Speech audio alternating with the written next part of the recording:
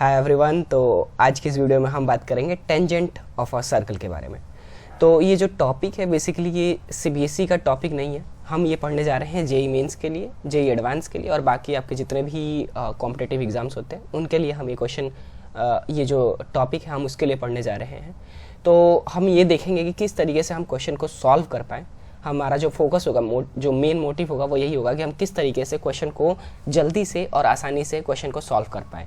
तो हम इसमें ट्रिक्स की भी बात करेंगे, तो बने रहिए हमारे साथ एंड तक और चैनल कर दीजिए सब्सक्राइब।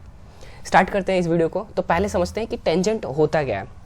जैसा कि आपको इस पर दिख रहा होगा कि एक ऐसी लाइन होती है टेंजेंट जो किसी एक पॉइंट पर, सर्कल के किसी एक पॉइंट पर टच करती है। समझ में आ रहा है? तो हम यहाँ पर बना लेते हैं। ये इसका मतलब क्या है कि हमारे पास लेट से ये हमारे पास सर्कल है, ठीक है, और एक हमारे पास एक लाइन है। तो लाइन ये ऐसी भी लाइन हो सकती है, ये एक लाइन ऐसी भी हो सकती है, एक लाइन ऐसी भी हो सकती है, कैसी भी लाइन हो सकती है। बट टेंजेंट हम किसको बोलते हैं? जो सर्कल को सिर्फ एक पॉइंट पर टच करे। ये अगर इस लाइन की बात करते हैं तो ये लाइन सर्कल को इस पॉइंट पे भी टच कर रही है और इस पॉइंट पे भी टच कर रही है, तो इसलिए ये टेंजेंट नहीं है। तो टेंजेंट कौन सी है? ये लाइन। तो हम इसके बारे में बात कर रहे हैं आज। तो टेंजेंट आपको पता चल गया होगा। अब आगे पढ़ते हैं। The point where tangent meets the circle is called the point of tangency. तो जो ये पॉइंट है बेसिकली, ये जो पॉइंट है, ये वाला पॉइंट, हम इसको क्या बोलते हैं? पॉइंट ऑफ टेंजेंसी बोलते हैं। पॉइंट ऑफ टेंजेंसी, समझ में आ रहा होगा? Point of tangency. इसका मतलब क्या है कि पॉइंट ऑफ टेंजेंसी का मतलब है कि वो पॉइंट, ऐसा पॉइंट जिस पे वो टेंजेंट जो है, वो जो लाइन है टेंजेंट, वो सर्कल को टच करती है। तो ये जो पॉइंट है, ये जो ऐसे आपको दिख रहा होगा, इस पॉइंट पर टच कर रही है, तो इस पॉइंट को हम क्या बोलते हैं? Point of tangency. समझ में आ रहा होगा? अब इसके बाद क्या लिखा है? The tangent is perpendicular to the radius of the circle. तो अगर मैं एक यहाँ पर फिर से दोबारा बना लेते हैं। लेट्स से मेरे पास ये सर्कल है, ठीक है, और मेरे पास ये टेंजेंट है, ठीक है। अब इसका रेडियस कहाँ होगा? रेडियस कुछ ये होगा, और जो ये हमेशा होता है ये इसके परपेंडिकुलर होता है हमेशा। चाहे अगर आप यहाँ पर भी टेंजेंट बना रहे हैं और इस पे अगर आप रेडियस को ड्रॉ करेंगे तो ये क्या होगा? आपस में परपेंडिकुलर होगा। ये 90 डिग्री का एंगल बनाएगा। अगर आप यहाँ पर ऐसे कर लेते हैं और यहाँ पर फिर से आप टेंजेंट ड्रॉ करते हैं तो ये कितने डिग्री का होगा? 90 डिग्री का ही होगा। तो यहाँ पर जो ये लिखा हुआ है, the tangent is perpendicular to the radius of the circle with which it intersects. जैसे ये रेडियस को अगर हम एक्सटेंड करते हैं और ये यहाँ पर टच कर रहा है तो ये दोनों आपस में कितना एंगल बनाते हैं? 90 डिग्री का एंगल बनाते हैं। अब टेंजेंट की बात करें तो हम किसी भी कर्व शेप के लिए टेंजेंट बनाते हैं। फॉर एग्जांपल ये लाइन है, हम इसके लिए टेंजेंट नहीं ड्रॉ कर सकते हैं। ये अगर कर्व है ऐसा, तो हम इस कर्व के लिए किसी एक पॉइंट पर टच करता हुआ एक लाइन ड्रॉ कर सकते हैं। किसी भी एक कर्व के लिए तो हम उसके लिए एक टेंजेंट ड्रॉ कर सकते हैं, और इस टेंजेंट की एक इक्वेशन होगी जिसको हम इस वीडियो में लास्ट में देखेंगे किस तरीके से फाइंड करते हैं। बात करते हैं कंडीशन ऑफ टेंजेंसी की। तो कंडीशन ऑफ टेंजेंसी में क्या मतलब है कि मतलब कोई लाइन जो है वो कब टेंजेंट हो सकती है और कब टेंजेंट नहीं हो सकती। उसके मैंने कुछ पॉइंट्स लिखे हुए हैं, 1, 2 और 3। अब ये सब जो पॉइंट्स हैं इनको लाइन वाइज देखते हैं। पहले पॉइंट को देखते हैं। पहला पॉइंट है जो है वो क्या कह रहा है कि एक पॉइंट जो है वो सर्कल के इनसाइड लाई करता है। तो अगर मैं बात करूं, थोड़ा सा इसको ऊपर कर देते हैं। फॉर एग्जांपल पॉइंट 1 की बात करें तो मेरे पास एक सर्कल है और जो पॉइंट है वो सर्कल के इनसाइड में लाई करता है, फॉर एग्जांपल P। अब क्या मैं इस P से कोई एक टेंजेंट ड्रॉ कर सकता हूं? अगर मैं एक लाइन ड्रॉ करता हूं P से, कोई भी एक लाइन ड्रॉ करता हूं, तो वो सर्कल को कितने पॉइंट पे टच करता है? 2 पॉइंट पे। अगर वो 2 पॉइंट पे टच करता है तो वो उसका टेंजेंट नहीं है। समझ में आ रहा होगा? वैसे ही अब बात करते हैं, तो मतलब कि इसके लिए जो पॉइंट इनसाइड लाई कर रहा है सर्कल के, उसके लिए हम कोई भी टेंजेंट ड्रॉ नहीं कर सकते। No tangents can be drawn, ठीक है। अब बात करते हैं इसके लिए सेकंड पॉइंट के लिए। तो सेकंड पॉइंट की बात करते हैं। सेकंड पॉइंट क्या कह रहा है?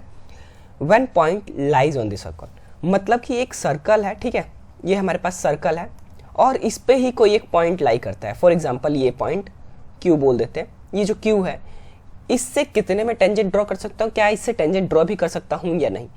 तो मैं इससे सिर्फ एक ही टेंजेंट ड्रॉ कर सकता हूँ और ये टेंजेंट ऐसे ही ड्रॉ कर सकता हूँ। इसके अलावा मेरे पास कोई भी अलग कंडीशन नहीं है। अगर मैं इस पॉइंट पे मैं ऐसे लाइन ड्रॉ करने की सोचता हूँ तो ये जो लाइन है इस सर्कल को 2 पॉइंट पे कट करेगी, एक यहाँ पर और एक यहाँ पर। तो अगर ये 2 पॉइंट पे कट कर देगी तो ये टेंजेंट बनेगा ही नहीं। इसलिए मैं क्या करूँगा, सिर्फ एक ही पॉइंट पे सिर्फ एक ही टेंजेंट ड्रॉ कर सकता हूँ। समझ में आ रहा होगा इसके लिए। तो इसके लिए मैं कितने टेंजेंट ड्रॉ कर सकता हूँ? Only one tangent. Only one tangent can be drawn. अब तीसरे पॉइंट की बात करते हैं। तीसरा पॉइंट क्या कह रहा है when point lies outside the circle. मतलब कि हमारे पास ये एक सर्कल है और ये एक पॉइंट है P। तो मैं इससे कितने सर्कल ड्रॉ कर सकता हूँ? ये आप लोगों ने पढ़ा भी होगा। मैं इससे मैक्सिमम 2 टेंजेंट्स ड्रॉ कर सकता हूँ। एक टेंजेंट ये रही और एक टेंजेंट ये रहा। इसके अलावा मैं कोई भी टेंजेंट, अनदर टेंजेंट कोई भी अब ड्रॉ नहीं कर सकता हूँ एक्स्ट्रा टेंजेंट। सिर्फ एक जो पॉइंट है वो अगर आउटसाइड लाई करता है सर्कल के तो मैं उससे कितने टेंजेंट ड्रॉ कर सकता हूँ? 2 टेंजेंट्स। समझ में आ रहा होगा। तो 2 टेंजेंट्स कैन बी ड्रॉन।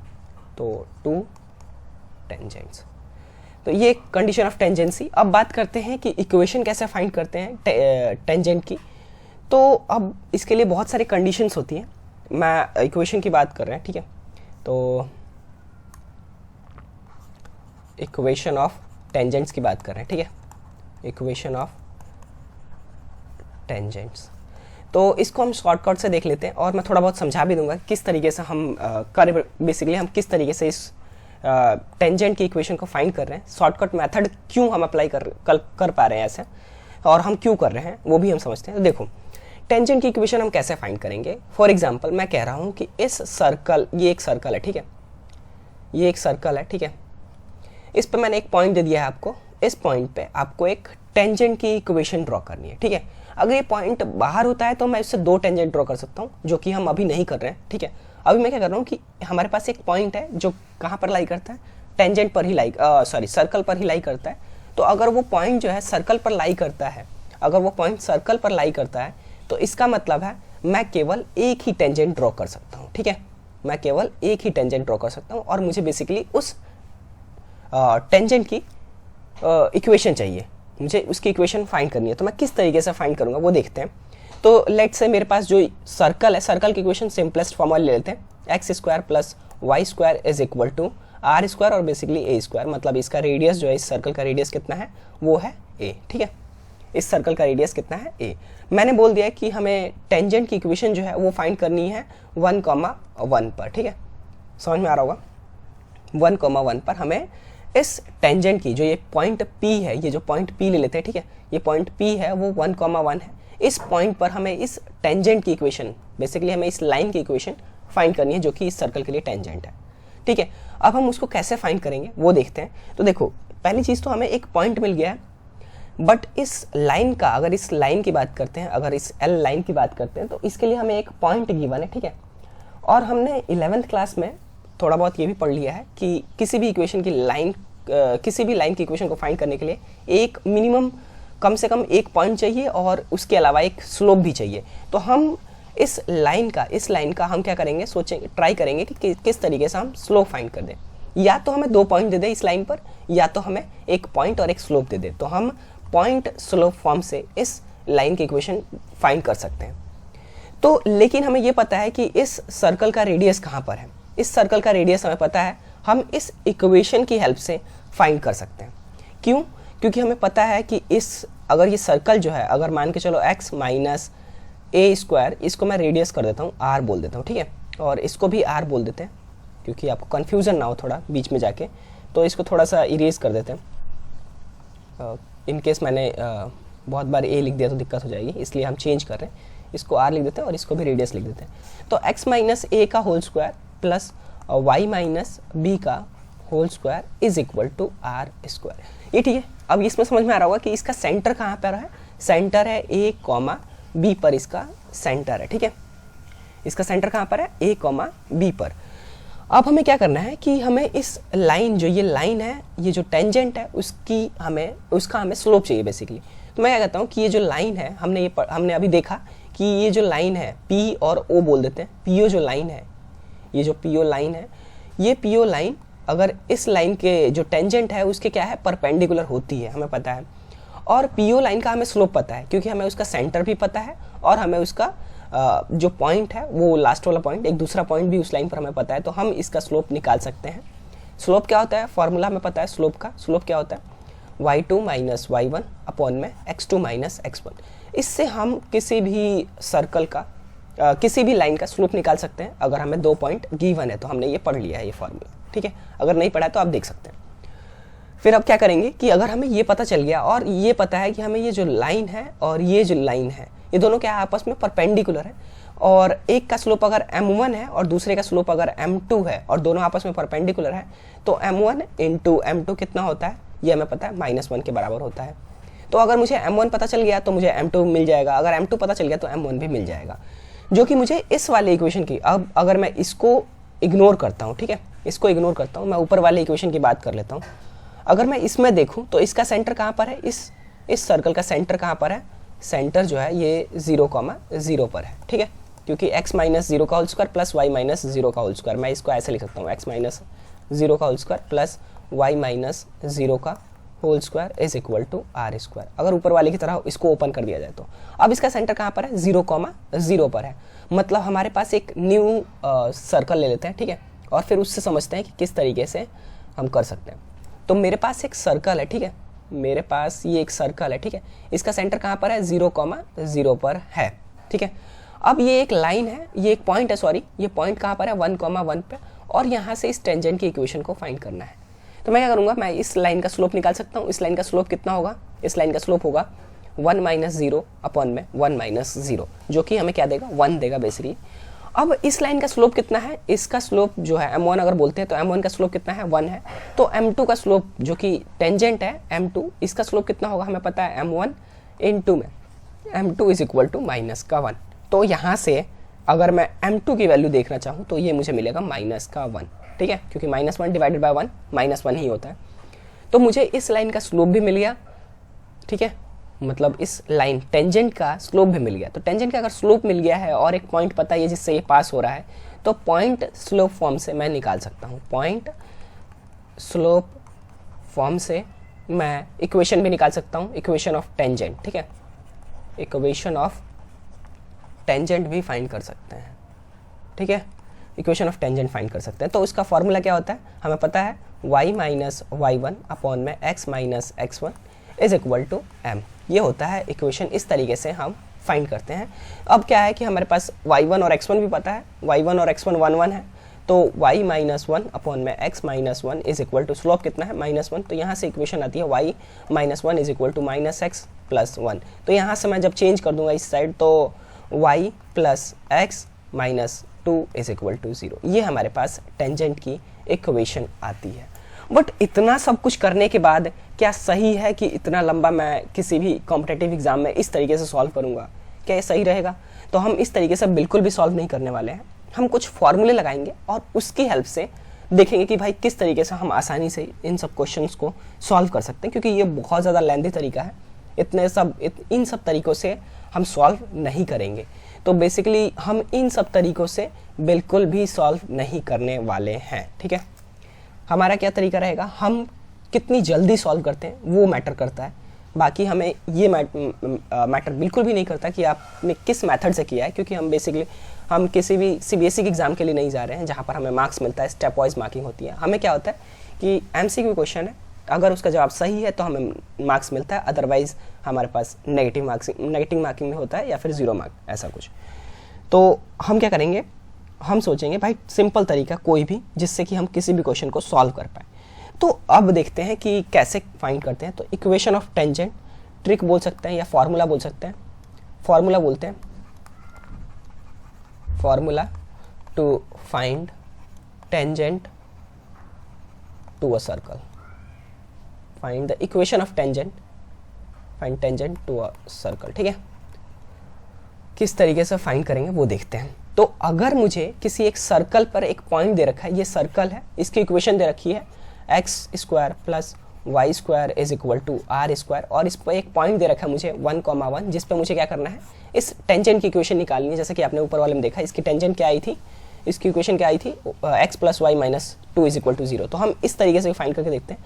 अगर ये ऐसा कुछ है तो हमारे पास हम क्या करते हैं कि हम एक्स स्क्वायर को क्या किससे चेंज करते हैं, x इंटू x1। अब ये x1 क्या है, जो गिवन पॉइंट है, ये x1 कॉमा y1, ठीक है। जो गिवन पॉइंट होता है उसको हम x1 और y1 बोलते हैं, ठीक है। तो हम x को किससे रिप्लेस, x स्क्वायर को किससे रिप्लेस करेंगे, x इंटू x1 से, और y स्क्वायर को किससे रिप्लेस करेंगे, y इंटू y1 से। तो हम क्या करेंगे कि x स्क्वायर को x इंटू x1, x1 कितना है 1, तो ये x स्क्वायर किसके लिख देंगे x, और y को किससे रिप्लेस करेंगे, y इंटू में y1, y इंटू में y1 कितना है, वो भी 1 है, तो हम किससे रिप्लेस, y कितना हो जाएगा, इसको यहाँ पर लिख देते हैं x into x1 plus y into y1 is equal to r square. ये हमारे पास क्या होता है, ये हमारे पास बोलते हैं इसको इक्वेशन ऑफ टेंजेंट, ठीक है, इक्वेशन ऑफ टेंजेंट, ठीक है। अब हमारे पास ये सब कुछ दे रखा होगा, रेडियस भी दे रखा होगा। ओह, हमने पिछले इक्वेशन में रेडियस फाइंड किया है, नहीं फाइंड किया, ठीक है। तो हम इस तरीके से कर सकते हैं। बाकी हमारे पास अगर ऐसा कुछ दे रखा है तो हम क्या करेंगे, सीधा सा ऐसे लगाएंगे और हमारे पास आ जाएगा। फॉर एग्जाम्पल हमारे पास अगर यहाँ पर ये 1 होता, हमारे पास एक इक्वेशन है x square plus y square is equal to 1। ये हमारे पास अगर इक्वेशन है और हमें फाइंड करना है equation of tangent at the point 1,1। हमें किस पे फाइंड करना है, एट 1,1 पे इस टेंजेंट की इक्वेशन को फाइंड करना है। तो हम कैसे फाइंड करेंगे, हमारे पास ये सर्कल की इक्वेशन है, ठीक है, और हमें किस पॉइंट पे फाइंड करना है, इस पे। तो हमें पता है x into x1 plus y into y1 is equal to 1। ये होता है टेंजेंट की इक्वेशन, क्योंकि एक्स स्क्वायर को किससे रिप्लेस करते हैं, x इंटू x1 से, जो ये पॉइंट गिवन है, और वाई स्क्वायर को किससे रिप्लेस करते हैं, y इंटू y1 से, और ये जो ए स्क्वायर आर स्क्वायर होता है ये सेम एज इट इज रह जाता है। तो अब x कितना है, x तो ऐसे x ही रहेगा, x1 कितना है, ये गिवन है हमारे पास 1, तो x into 1 plus y into में y1 कितना गिवन है, y1 हमारे पास गिवन है 1 इज इक्वल टू 1। तो हमारे पास इक्वेशन क्या आती है, x plus y minus 1 is equal to 0, या फिर हम बोल सकते हैं x plus y is equal to 1। तो हमारे पास ये इक्वेशन ऑफ टेंजेंट आ जाएगी इस तरीके से, ठीक है। तो ये हो गया हमारे पास कुछ, जब हमारे पास सिंपल सी इक्वेशन दे रखी है तो, ठीक है। अब हमारे पास ऐसी इक्वेशन ना देके थोड़ी लंबी सी इक्वेशन दे सकता है जिसकी रेडियस 0,0 पर ना हो। हमारे पास कुछ ऐसी इक्वेशन दे सकता है, x square plus y square plus 2gx plus 2fy plus c equals to 0। हमारे पास ऐसे भी इक्वेशन दे सकता है सर्कल के, ठीक है। अब इसके लिए हमें क्या करना होता है कि देखो हम किसको, अब हमें बोलेगा कि इस सर्कल पे एक पॉइंट है 2,1, ठीक है, 2,1 पे टेंजेंट बताना है। मतलब कि एक सर्कल है जिसकी इक्वेशन क्या है, जिसकी इक्वेशन ये दे रखी है, ठीक है, जिसकी इक्वेशन हमें दे रखी है। अब ये पॉइंट ले लेते हैं, ये 2,1 सर्कल पर लाई करता है। अब यहाँ से एक टेंजेंट ड्रॉ करना है और इस टेंजेंट का इसका इक्वेशन बताना है। तो वो किस तरीके से हम फाइंड करेंगे वो बताना है। तो सीधा सा एक्स स्क्वायर को किससे रिप्लेस करते हैं, एक्स स्क्वायर को हम रिप्लेस करते हैं एक्स इंटू x1। x1 क्या है, ये गिवन पॉइंट, इसको बोलते हैं x1 कॉमा y1 हम बोलते हैं, ठीक है। तो एक्स स्क्वायर को किससे रिप्लेस करेंगे, x into x1। Y square को किससे रिप्लेस करेंगे, y इंटू y1। और x को किससे रिप्लेस करेंगे, x को रिप्लेस करेंगे x प्लस x1 बाय 2 से रिप्लेस करेंगे, ठीक है। और y को किससे रिप्लेस करेंगे, y प्लस y1 बाय 2 से रिप्लेस करेंगे, ठीक है। समझ में आ रहा होगा। जो ये x है, एक्स स्क्वायर है, इसको किससे रिप्लेस करेंगे, x इंटू x1। इस y स्क्वायर को किससे रिप्लेस करेंगे, y इंटू में y1। और इस x को किससे रिप्लेस करेंगे, x प्लस x1 बाय 2 से। और इस y को किससे रिप्लेस करेंगे, y प्लस y1 बाय 2 से, ठीक है। तो जब हम इसको रिप्लेस कर देंगे तो हमारे पास टेंजेंट की इक्वेशन क्या आएगी, देखते हैं। x into x1 plus y square को किससे, y into y1 plus 2 into में g इंटू में x plus x1 by 2 plus 2f, y को किससे रिप्लेस करेंगे, y प्लस y1 बाय 2 से, प्लस c इक्वल्स टू 0। ये हमारे पास टेंजेंट की इक्वेशन आई है। ये हमारे पास क्या है, ये है टेंजेंट की इक्वेशन, ठीक है, ये है टेंजेंट की इक्वेशन। अब हमें कुछ नहीं करना, ये जो x1 y1 ये जो गिवन पॉइंट्स है इनको हमें पुट कर देना है और हमारे पास टेंजेंट की इक्वेशन आ जाएगी। तो जो ये पॉइंट है x1, ये जो पॉइंट है x1, एक सेकेंड,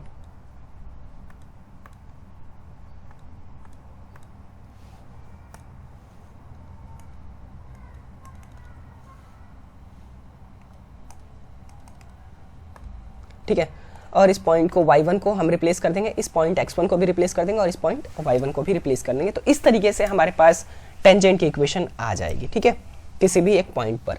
अब अगर बात करें कोई एक पॉइंट अगर ऐसा ना देके हमारे पास एक जनरल कोऑर्डिनेट्स भी जनरल पॉइंट भी दे देते हैं। सर्कल का जनरल पॉइंट हम लिखते हैं a cos थीटा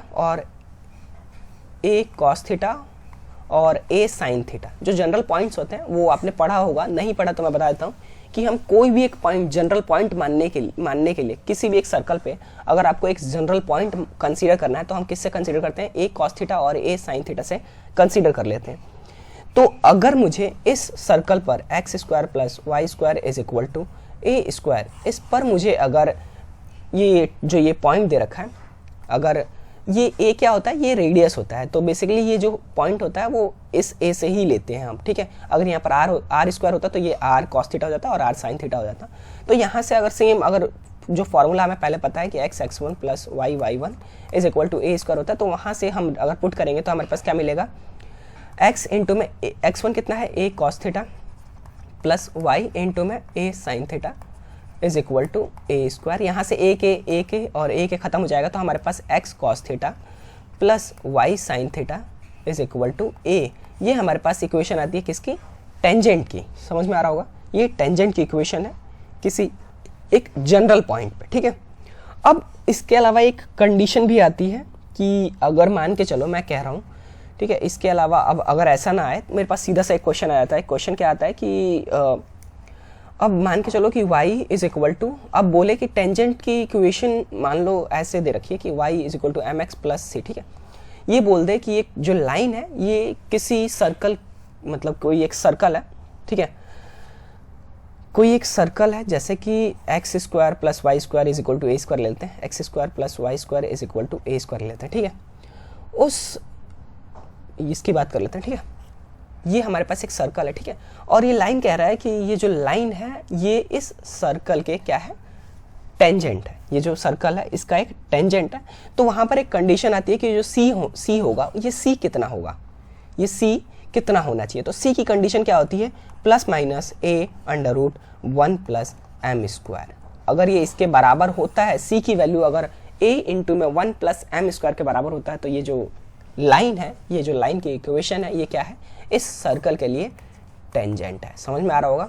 तो ये कंडीशन है, बेसिकली कंडीशन फॉर टेंजेंसी।